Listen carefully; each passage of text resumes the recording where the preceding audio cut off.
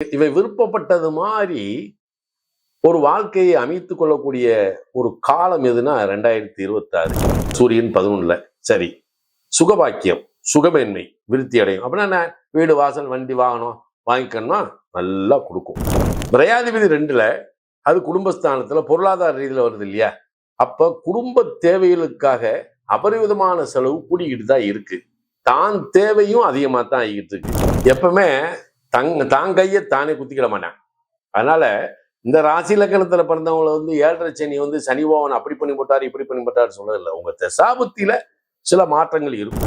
திருமணம் அப்படின்றது கும்பத்தில் பிறந்தவர்களுக்கு ஏற்கனவே விவாகரத்தான பிள்ளைகளுக்கு மறுமணம் என்பது கைகூடி வரக்கூடிய வருஷம் இந்த 2026 அப்படின்னு இருக்கு. எல்லாம் வல்ல இறைவனின் பேரொருளால் வல்லான் வகுத்த வழிகொப்ப அம்மன் அருள் டிவி நேயர்கள் அனைவருக்கும் 2026ஆம் ஆண்டு ஆங்கில புத்தாண்டு வாழ்த்துக்கள். 1/1/2026 அன்னைக்கு வியாழக்கிழமை மிட்நைட், அதாவது 12:01க்கு கார்த்திகை நட்சத்திரத்துல தான் இந்த வருஷம் பிறக்குது. ஆனா நம்ம தமிழ் கல்ச்சர் படி 6 மணிக்கு சூரிய உதயம் ஆகும்போது ரோகிணி நட்சத்திரத்துக்குள்ள வந்துடும். எது எப்படி இருந்தாலும் சரி, 2026 உலக நாடுகளுடைய பொருளாதார மேம்பாடு அப்படின்னு ஒண்ணு இருக்கு. உலகத் தலைவர்கள் அனைவருமே ஒன்று சேர்ந்து அல்லது சில குறிப்பிட்ட நாடுகள் ஒன்று சேர்ந்து தனக்கென்று புதிய பொருளாதார நிலையை உருவாக்கக்கூடிய சக்தியும் இதுல இருக்கு. ஆண்டவனுடைய அனுக்கிரகத்தால் இந்த கார்த்திகை நட்சத்திரத்தினுடைய அதிபதியாகிய சூரியன் போய் தனுசுல அந்த சுக்கிரன் சாரத்துல போய் உட்கார்றதுனால உலக நாடுகள் தன்னுடைய பார்வையில் சமாதானத்தை மேற்கொண்டு சண்டை இல்லாத ஒரு உலகத்தை இந்த 2026 மக்களுக்கு ஒரு ஆனந்தத்தை கொடுக்கும் என்பதில் மாற்றமில்லை. ஆனா நம்ம எல்லாருமே வேண்டி விரும்புறது உலகத்தில் இருக்கக்கூடிய அத்தனை மக்களும் தன்னுடைய வாழ்வியல்ல எந்த விதமான கஷ்டமும் நஷ்டமும் இல்லாம வாழணும் அப்படின்றதான் ஆசை. அது இந்த 2026 பூர்த்தியாகும். மருத்துவத்துறையில புதிய பரிணாமத்தை இந்த வருஷம் 2026 கொடுக்கும். ஏஐ டெக்னாலஜி, எலக்ட்ரானிக்ஸ் துறையில, அதே மாதிரி வாகன உற்பத்தி திறன், இதுல எல்லாம் இந்த 2026 ஒரு புதுமையினுடைய நிலையை அடைய போகுது அப்படின்றதுல மாற்றம் இல்லை. ஏன்னா இந்த கார்த்திகை நட்சத்திரம் அப்படின்றது ஒரு அற்புதமான நட்சத்திரம், சூரியனுடைய ஆதிக்கத்துக்குள்ள வருது. அப்ப உலக நாடுகள் அனைத்துமே எல்லா விதமான அந்த போர் நிலையெல்லாம் நிறுத்தி, ஏன்னா இப்ப ரஷ்யா உக்ரைன் போர், காசா இஸ்ரேல் போர், இந்த பக்கம் இப்ப தாய்லாந்து ஒரு போர் நடத்திக்கிட்டு இருக்கு. இதெல்லாம் இனி இருக்கக்கூடாது அப்படின்றதுதான். அது இந்த ஜனவரி மாதம் பிறந்து பிப்ரவரி தொடக்கத்திலேயே இதுக்கெல்லாம் ஒரு முற்றுப்புள்ளி வருமா என்றால் வரக்கூடிய நிலையில் கிரக நிலைகள் இருக்கிறது. இறைவனுடைய அனுக்கிரகத்தால் போர் நிறுத்தம் ஏற்பட்டு அங்குள்ள மக்கள் எல்லாம் சூட்சமடைகின்றதான் நம்மளுடைய பிரார்த்தனை. மற்றபடி இந்த உலகத்தினுடைய நிலை, அதுல தனித்தன்மையான இந்தியாவுடைய நிலை. இப்ப நம்ம உலக நாடுகள்லாம் நம்ம சொல்றோம், நம்ம இந்தியாவுலதான் இந்தியாவுடைய புதிய பரிணாமம் எல்லாமே, மின்மயமாக்கலா இருக்கட்டும், டெக்னாலஜியில இருக்கட்டும், எஜுகேஷன்ல இருக்கட்டும், இதெல்லாம் இந்தியா உலகத்தில் ஒரு தனித்தன்மையை அடையும் அப்படின்றது 2026 தத்துவார்த்த விதி. இது ரொம்ப அற்புதமான வருஷம். அதுல தமிழ்நாட்டுல நிறைய மாற்றங்களை எதிர்பார்க்கலாம். ஏன்னா சமீபத்தில் 2026 தான் எலெக்ஷன் வர்றதாகவும் சொல்றாங்க. இதுலயும் நிறைய மாற்றங்கள் இருக்கு. அது மக்களுக்கு நலன் பயக்கக்கூடிய நிலையில யார் வந்தாலும் சரிதான் நமக்கு. ஆனாலும் மாற்றங்கள் இருக்கும் என்பதை கிரகங்கள் தீர்மானிக்கின்றன, நாம தீர்மானிக்கல.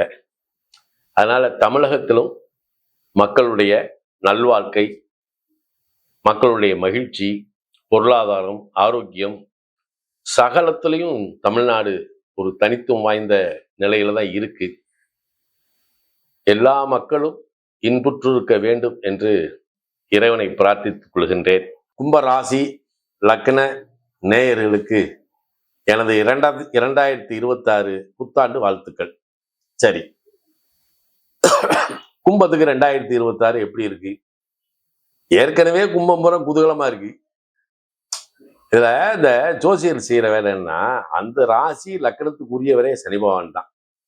எப்பவுமே தான் கையை தானே குத்திக்கிட மாட்டான். அதனால இந்த ராசி லக்கணத்துல பிறந்தவங்களை வந்து 7.5 சனி வந்து சனி பகவான் அப்படி பண்ணி போட்டாரு இப்படி பண்ணி போட்டாரு சொல்றதில்லை. உங்க தசாபுத்தியில சில மாற்றங்கள் இருக்கும். என்ன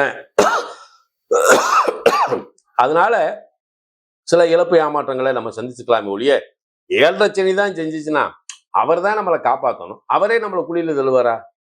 சரி, இப்ப பொதுவான விஷயம் வந்து 2026 சப்தமாதிபதி சூரியன் 11 சுக்கிரன் சாரும், சுக்கிரனும் சுகபாக்கியாதிபதி. அப்ப இவனுக்கு விருப்பப்பட்டது மாதிரி ஒரு வாழ்க்கையை அமைத்துக் கொள்ளக்கூடிய ஒரு காலம் எதுனா 2026. அப்ப இவர்களுக்கு என்னென்னலாம் பெனிஃபிட் கிடைக்கும். இது ஒரு சக்சஸ்ஃபுல்லான வருஷம்ன்றதை முதல்ல தெரிஞ்சுக்குங்க. ஏன்னா சூரியன் 11 சரி, சுகபாக்கியம், சுகமேன்மை விருத்தி அடையும். அப்படின்னா என்ன, வீடு வாசல் வண்டி வாகனம் வாங்கிக்கணும்னா நல்லா கொடுக்கும். எந்த பேங்க்ல கேட்டாலும் இல்லைங்காம உங்களுக்கு கடனை தருவேன். ஆனா அதை நல்லாவும் கட்டி முடிச்சிடலாம். இன்னொரு படம் என்ன அப்படின்னா, 9ஆம் இடம் உயர்கல்வி. படிக்கக்கூடிய மாணவர்களுக்கு உயர்கல்வி, நீங்க கேட்ட கல்வி உங்களுக்கு கிடைக்கும். உயர்கல்வியில் மிகப்பெரிய ஒரு சிறப்பு இருக்கு. சரி, 9ஆம் இடம் நீண்ட தூர பயணம். நான் வெளியில எங்கேயாவது வெளிமாநிலம் அப்படின்ற ரீதியில நான் போகலாமா அப்படின்னா சரி, நான் வெளிநாடு சொல்லல, வெளி மாநிலம் தான் சொன்னேன். அப்ப இங்க இருந்துகிட்டு பெங்களூரோ அல்லது ஹைதராபாத்தோ அல்லது டெல்லியோ தாராளமா போகலாம். அப்படி ஒரு மாற்றம் உங்களுக்கு நன்மையை தரும். சரி, திருமணம் அப்படின்றது கும்பத்தில் பிறந்தவர்களுக்கு ஏற்கனவே விவாகரத்தான பிள்ளைகளுக்கு மறுமணம் என்பது கைகூடி வரக்கூடிய வருஷம் இந்த 2026 அப்படின்னு இருக்கு. இதை கொஞ்சம் யோசிச்சுக்கணும். என்ன காரணம் அப்படின்னா, லக்னாதிபதியே என்ன செய்யறாரு, ராசியாதிபதி சனி அவர் தான் விரையாதிபதியாகி போய் 2ல உட்கார்ந்துருக்காரு. அப்ப விரையாதிபதி 2ல அது குடும்பஸ்தானத்துல பொருளாதார ரீதியில வருது இல்லையா? அப்ப குடும்ப தேவைகளுக்காக அபரிவிதமான செலவு கூடிக்கிட்டு தான் இருக்கு. தான் தேவையும் அதிகமா தான் ஆகிட்டு இருக்கு. அப்ப இந்த சனி பகவான் 2ஆம் இடத்துல இருந்து தேவையில்லாத செலவெல்லாம் கொடுக்கல, பிரயோசனமான செலவு தான். ஆனா செலவு கொஞ்சம் அதிகமா தான் இருக்கு. சில நேரத்தில் நமக்கே விழிப்புங்கிற மாதிரி தான் இருக்கு. ஆனா அந்த சனி சந்திரனை பார்க்கிறார், 6 சந்திரனை பார்க்கறதுனால சில பேர் என்ன செய்யலாம், அதாவது சொத்தை வச்சு கடன் வாங்கி தேவையில்லாததுல போய் கொண்டு போய் அரைச்சிடக்கூடாது. இருக்கிற சொத்தை நான் அபிவிருத்தி பண்றதுக்காக கடனை வாங்கி விரயம் பண்றேன் அப்படின்னா அது பயனுள்ளது. என்ன அதே மாதிரி ஏற்கனவே விவசாய இடம் இருக்கு, அதுல வந்து நான் மராமத்து மாற்றம் பண்ண போறேன், தாராளமா பண்ணுங்க. உங்களுக்கு விவசாய கடன் வந்து கை மேல கிடைக்கும். பல பேர் ரியல் எஸ்டேட்ல இருப்பாங்க, அவங்களுக்கெல்லாம் இந்த 2026 நல்ல பலனை கொடுக்கும். அதை விட சூப்பர் என்னன்னா, தன லாபாதிபதியாகிய குரு பகவான் 6ஆம் இடத்துல வந்து உச்சமாகி 2ஆம் இடத்தை பார்க்க போறாரு. அப்ப குரு யாரு, லாபாதிபதி. இன்னொருத்தர் தனஸ்தானாதிபதி. 6ல உச்சமாகி 2ஆம் இடத்தையும் 10ஆம் இடத்தையும் பார்க்கும்போது உங்களுக்கு இந்த குரு தொழில் வளர்ச்சியை கொடுத்து பொருளாதார அபிவிருத்தியை கொடுத்தே ஆகணும்ன்ற ஒரு கட்டாய சூழல் இதுல இருக்கு. ஏன்னா 2ஆம் இடத்துல கூடிய சனி. அப்ப தேவையில்லாத செலவுகளை குறைச்சிக்கிட்டு வருமானத்தை கூட்டி கொடுத்து வாழ்க்கையை மாற்றக்கூடிய ஒரு ஆண்டு இந்த 2026 அப்படின்றதுல மாற்றமே கிடையாது. சரியா? ஒண்ணு. இன்னொன்னு என்ன, சப்தமாதிபதியாகிய சூரியனை சனி பார்ப்பது. சரி, கும்பலக்கணத்துல பண்ணதான் ஒரு பொண்ணை விரும்பிட்டான், காதலுக்கு திருமணம் பண்ணணும்னு ஏற்பாடு பண்றான். தாய் தந்தையருடைய விருப்பம் வேணுமே அப்படின்ற ரீதியில சில நேரத்துல வந்து அப்பா ஒத்துக்கிடுவாரு, அம்மா ஒத்துக்கிட மாட்டாங்க. ஏன்னா இப்படி அங்க சூழல் இருக்கும். ஆனா எல்லாருடைய சம்மதத்தின் பேரிலும் உங்க கல்யாணம் 2026ல காதல் கல்யாணம் சிறப்பாக நடக்கும். அதுல மாற்றம் இல்லை. என்ன இந்த குரு சிம்மத்துக்கு வந்ததுக்கு பின்னாடி கூட செஞ்சுக்கலாம், அது ஒண்ணுதான். மற்றபடி எந்த விதத்திலையும் உங்களுக்கு இந்த 2026ல குறைவில்லா நிலையில் நிறைவான வாழ்க்கையை தருவதற்கு உண்டான வாய்ப்பு உண்டு. ஆனா கும்பத்துல ராகுன்னு ஒரு சாயா கிரகம் உட்கார்ந்துருக்காரு, 7ல கேதுன்னு ஒருத்தர் உட்கார்ந்துருக்காரு. அப்ப இந்த இடம் தான் கொஞ்சம் இடிக்கும். ஏன்னா பெருசா லக்கணத்துல ராகு, 7ல கேது, லக்கணத்துல கேது, 7ல ராகு, ஜனன ஜாதகத்துல இருந்த ஜாதகம் பூரா லௌகிக வாழ்க்கையில பெருசா இருந்தாங்கன்னா இல்லை. அப்ப இந்த இடத்துல நம்ம கொஞ்சம் 7ல கேது இருக்கனால திருமண வாழ்க்கை கொஞ்சம் தள்ளி போட்டு செய்யறது தான் நல்லது. அப்ப குரு 7ஆம் இடத்துக்கு வந்த பின்னாடி கூட செய்யலாம், தப்பு இல்லை.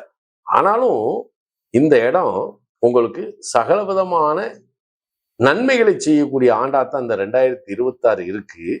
2ல இருக்கக்கூடிய சனி மட்டும்தான் தேவைகளை அதிகப்படுத்தி செலவுகளையும் அதிகப்படுத்துது. அதை உருப்படியாக்குறது உங்க கையில தான் இருக்கு. ஏன்னா 10 கூடைய செவ்வாய் சனி பார்க்கிறார், பாக்கியாதிபதி சுக்கிரனை பார்க்கிறார், சப்தமாதிபதி சூரியனை பார்க்க. சில பேருக்கு என்ன செய்வாங்க, கல்யாணம் எல்லாம் ஃபிக்ஸ் ஆயிரும், டக்குன்னு பத்திரிக்கை அடிச்சு பந்தியில போய் உட்காரும் போது அது என்ன செய்யும், டக்குன்னு கல்யாணம் நின்று போகும். இப்படியெல்லாம் இருக்கும். ஏன்னா சனி குடும்பஸ்தானத்துல இருந்தா தாமதமான குடும்பம் அப்படின்னு தான் வரும். அதனால காலத்துக்கு தக்கவாறு காலம் கருதி உங்களுடைய வாழ்க்கையினுடைய நிலையை என்ன செய்யணும், கொஞ்சம் அப்படின்னு மாத்திக்கிட்டீங்கன்னா நல்லா இருக்கும். இயற்கையா பொருளாதாரத்தில் உங்களுக்கு ஒருபோதும் இனி பிரச்சனை இல்லை. வாழ்க்கையை மட்டும் வாழ்வியலை வாழ்க்கையில் அடியெடுத்து வைப்பது மட்டும் கொஞ்சம் கவனமா செஞ்சீங்கன்னா இந்த 2026 உங்களுக்காகவே பிறந்திருக்கிறது என்ற மகிழ்ச்சியை தந்துள்ளும். என் அன்புக்கு உரித்தான நேயர்களே, 2026ல சந்திரன் உச்சம் பெற்று ரிஷபத்திலே சூரியனுடைய நட்சத்திரமாகிய கார்த்திகையிலும் ரோகிணி நட்சத்திரத்திலும் இது பயணப்படும். அப்ப நம்ம எல்லாத்துலயுமே இந்த ராசி இலக்கண நேயர்கள் இந்த வருஷம் நம்ம என்ன வழிபாடு பண்ணணும் அப்படின்னா, நம்ம நியூ இயர் அன்னைக்கு வியாழக்கிழமையே சிவாலயம் செல்வது நல்லது ஒண்ணு. அப்ப சிவாலயம் சென்னீங்கன்னா அங்க பெரிய பெரிய சிவன் கோயில்ல இந்த ரிஷப வாகனத்தில் இருக்கக்கூடிய பெருமானும் பெருமாட்டியும் இருக்கக்கூடியது சில நேரத்துல பிரகாரமாகவும் இருக்கும், அல்லது சில நேரத்துல தூண்லையும் இருக்கும், அந்த கோயில் மண்டப தூண்லையும் இருக்கும்.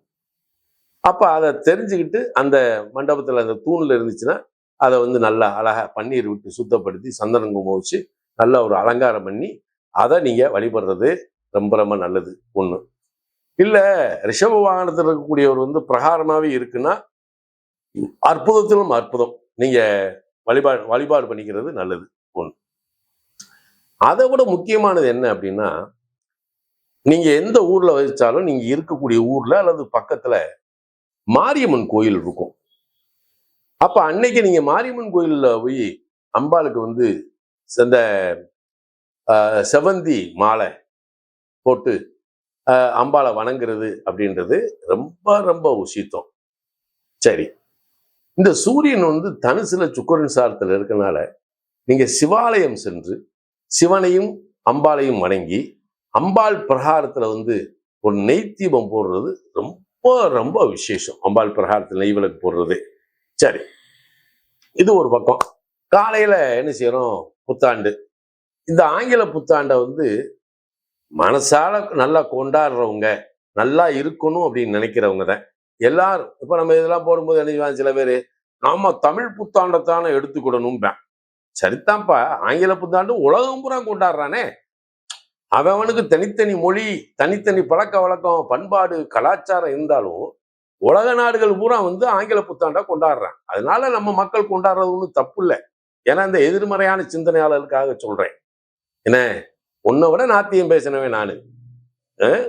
அதனால 2026ல நாம என்ன செய்யலாம் அப்படின்னா, காலையில் நம்ம வீட்டுல சின்னதா ஒரு பாயாசம் பண்ணி நம்ம வீட்டுல இருக்கக்கூடிய சுவாமி படங்களுக்கெல்லாம் பூ போட்டு இந்த ஒரு பாயாசத்தை நெய்வேத்தியம் பண்ணலாம், சக்கரை பொங்கல் நெய்வேத்தியம் பண்ணலாம்.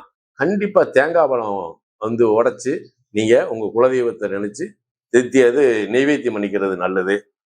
நீங்க நல்லா கவனிங்க. 2026 வியாழக்கிழமை அன்னைக்கு நீங்க அதிகாலையா இருந்தாலும் சரி, எந்த நேரமா இருந்தாலும் சரி, உங்க வீட்டுல வந்து சக்கரை பொங்கல் நெய்வேத்தியம் பண்ணி பாருங்க. இந்த வருஷம் உங்க வீட்டுல வற்றாத செல்வம் நிச்சயமாக வரும் என்பதுல மாற்று கருத்தே இல்லை. எழுதி வச்சுக்கோங்க. ஏன்னா ஒண்ணு. இன்னொரு பக்கம் என்னன்னா, அந்த இடத்துல இப்ப அது வந்து ரிஷபத்துலதான் சந்திரன் வந்து நிக்க இந்த வருஷம் பிறக்குது. சூரியன் சுக்கிரன் செவ்வாய் வந்து தனுசுல போய் நிக்குது. இது காலபுருஷனுக்கு பாத்தீங்கன்னா தன பாக்கியாதிபதி. அப்ப நிச்சயமாக இந்த வருஷம் வந்து அனைவருக்கும் செல்வ செழிப்பை, நிதிநிலையை உயர்த்தி கொடுக்க போகிறது என்பது உண்மை. அதை எப்படி செய்யணும் அப்படின்னா ஒன்றும் கிடையாது. ஒரு காப்படி சக்கரை பொங்கல் வைங்க. அது ஒரு நல்ல தாம்பாள தட்டுல வாழை இலையை வச்சு சக்கரை பொங்கல் அதுல பரிமாறி, நல்லா இது பண்ணியாலும் சூடு இருக்கக்கூடாது, பரிமாறி அருகம்புல் கொஞ்சம் ஒரு 5 ரூபாய்க்கு வாங்குங்க. உங்க ஊர்ல இல்லை உங்க வீட்டு பக்கத்துல இருந்தா பிடிங்கிக்கங்க. அதை அழகா அதுலயும் வச்சு ஒரு 5 வாழைப்பழத்தையும் வச்சு நல்லா சாமி கும்பிடுங்க உங்க வீட்டுல. ஏன்னா நல்ல சாமி கும்பிட்டு ஏன்னா அப்ப அந்த கையில எப்படி வச்சுக்கணும்னா, இதை வந்து நம்ம வீட்டுல நெய்வேத்தியம் பண்ணும்போது நம்ம வீட்டுல ஒரு 11 ரூபாயோ அல்லது 101 ரூபாயோ வச்சு பிரார்த்தனை பண்ணி இந்த ரூபாயையும் கையில வச்சுக்குங்க. அப்படியே பசுமாடு உங்க வீட்டு பக்கத்துல இருக்கு அப்படின்னா அந்த பசுமாட்டுக்கு இதை வச்சு அந்த பசுமாட்டை நீங்க உங்களுக்கு முடிஞ்சா 3 முறை வாங்க, இல்லாட்டி 1 முறை வாங்க, இல்லாட்டி ஒரு 10 முறை கூட வரலாம், 11 முறை வரலாம். அப்படி சுத்தி அப்படியே அதை சாப்பிட்டு முடிச்ச உடனே ஆனந்தமா அதை நமஸ்காரம் பண்ணிட்டு அப்படியே வந்து அந்த ரூபாயை உங்க கஜானால நீங்க எங்க பணம் சேர்க்கிறீங்களோ அந்த இடத்துல அந்த ரூபாயை வச்சிருங்க. இதை வச்சு பாருங்க. இந்த வருஷம் அடுத்த வருஷம் உங்களுடைய அனுபவத்தை என்கிட்ட சொல்லுங்க கமெண்ட்ல. ரொம்ப அற்புதமா இருக்கும். பசுவிற்கு பொங்கல் கொடுப்பதும் நீங்க வீட்டுல பொங்கல் நைவேத்தியம் பண்றதும் நல்லா இருக்கும். நல்லா தெரிஞ்சுங்க. உங்க ஊர்ல இருக்கக்கூடிய மாரியம்மனை விட்டுறாங்க. சிவன் கோயில நெய் விளக்கு இதை செஞ்சுட்டு வாங்க. அதே மாதிரி வியாழக்கிழமை எழுந்தவுடன் காலையில் உதயமாகக்கூடிய சூரியனை கண்டு உங்கள் பிரார்த்தனையை செய்யுங்கள். இந்த 2026 அனைவருக்குமான ஆனந்தத்தை தந்தருளும் என்பதில் மாற்றமில்லை. அனைவருக்கும் எமது 2026 புத்தாண்டு வாழ்த்து.